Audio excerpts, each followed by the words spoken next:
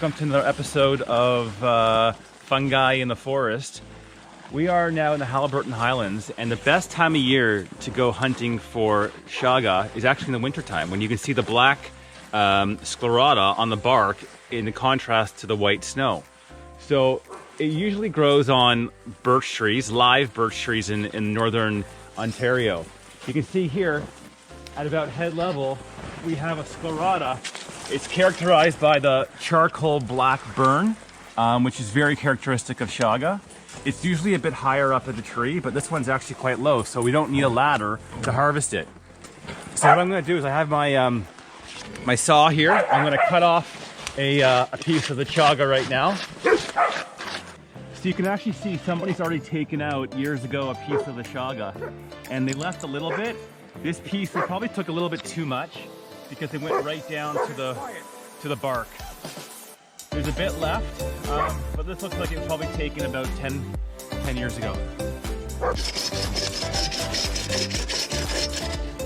So I'm gonna take a bit more. You wanna leave about 30% of the specimen left of the tree, otherwise it actually kills the entire tree. So I've got a bit more I'm gonna take out. We'll take this home, we'll dry it out. In the winter, chaga goes quite dormant, so it's very hard, but when you dry it out, it makes for some great medicinal tea. I got my... What are some of the uses of it? Well, people make a tea out of it normally. They steep it for a few hours overnight, and it can cure, apparently it can cure all kinds of things and treat everything from diabetes to atherosclerosis to fatigue.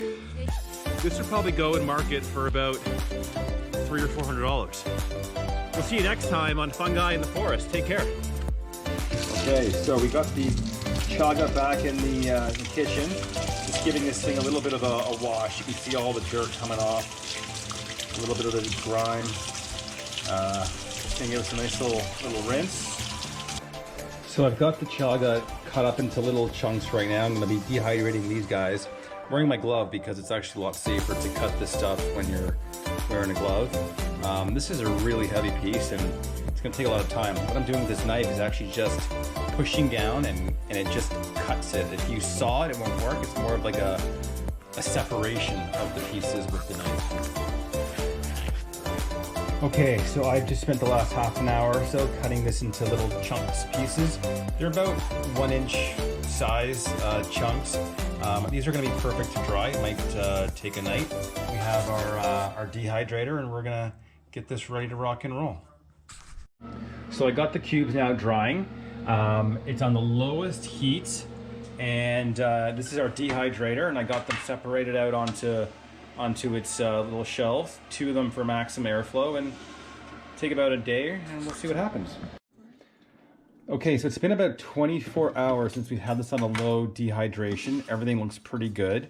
You know, it feels a lot lighter, and you can tell that the moisture is now completely removed.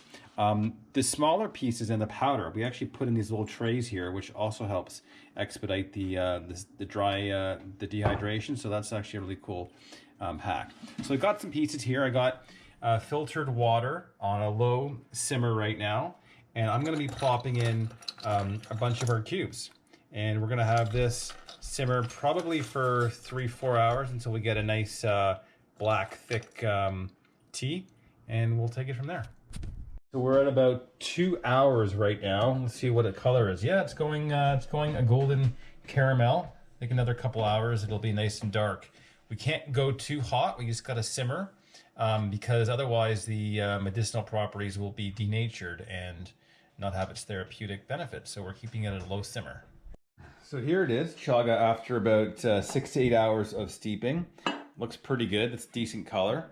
I saved the chaga chunks and I actually put it in a Ziploc bag and put it in the freezer. So I can use that again at least another 1 or 2 times based on the size of the chunks.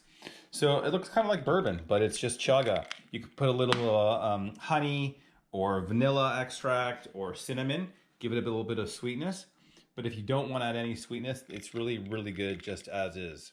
So that's how you make chaga tea from chaga ethically harvested from birch trees in the Algonquin Highlands.